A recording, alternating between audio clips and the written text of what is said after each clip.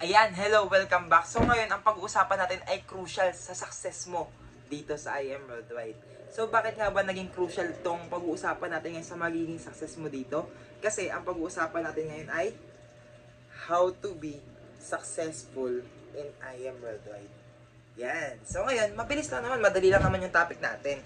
Meron lang tayong 4 na points na kailangan mong laging tandaan. Una is always say yes, mentor, and dapat hindi ka, yes mentor, and dapat ay hindi ka acne.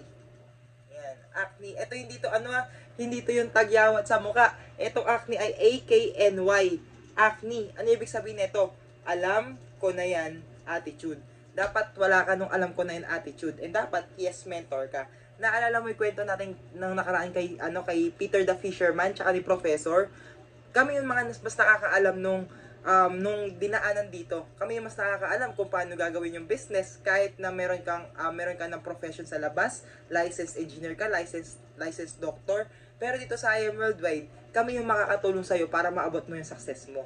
So dapat ikaw ay yes mentor attitude ka, and dapat tanggalin mo yung alam ko na yung attitude. Dapat ikaw ay empty cup. Second point, ano naman yung second point? Dapat ikaw ay gawin mo to. Learn the business fast.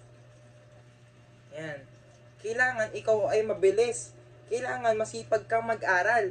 And ito, crucial yung word na fast. Sa first 30 days mo dito, first 90 days mo, kahit 90 days sagarin mo, sa first 90 days mo, mag-aral ka na mag-aral. Panuorin mo na panuorin yung mga video. Manood ka na manood ng mga trainings natin. Kasi, alam mo, wala naman nag-umpisa na magaling. Lahat nag-umpisa ng wala. Wala namang pinanganak na magaling kagad magsalita. Wala namang pinanganak na magaling kagad mag-present. Lahat yan ay natutunan. So, kailangan ang goal mo, matutunan mo siya na mabilis as soon as possible. Yun yung second natin. Learn the business fast. And number 3, soak in the culture. Yan, soak in the culture. Ano ibig sabihin nito?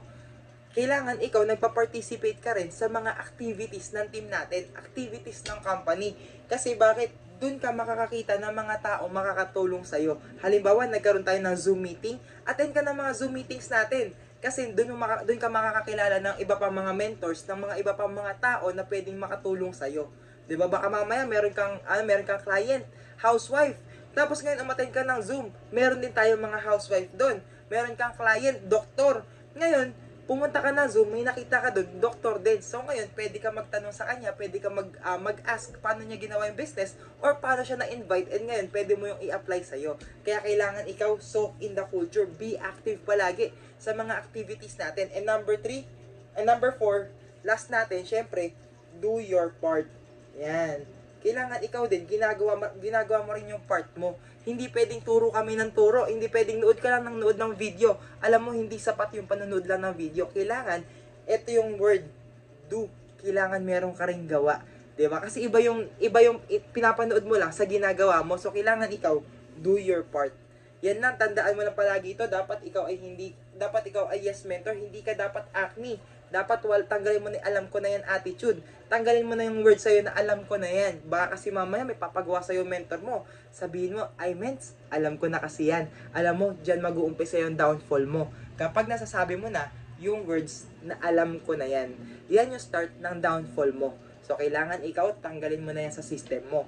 And number 2, learn the business fast. As in fast talaga, mabilis. First 30 days mo, plug in ka, araw-araw kang umattend ng training, araw-araw kang manood ng mga videos. And number 3, soak in the culture, be active sa mga activity natin. Dapat lagi kang nandun kapag may mga Zoom meetings tayo, may mga trainings tayo. Soak in the culture lang. And number 4, do your part. Siyempre, hindi pwedeng nanonood ka lang, tinuturuan ka namin, kailangan ikaw, ginagawa mo rin yung part mo. So, eto, kapag nagawa mo to ng tuloy-tuloy, alam mo, yung success sa IM Worldwide, mabilis na. So, yun no? Ina-expect ko na ikaw magiging successful ka kapag ginawa mo tong mga to. So, yun lang. See you again on the next video.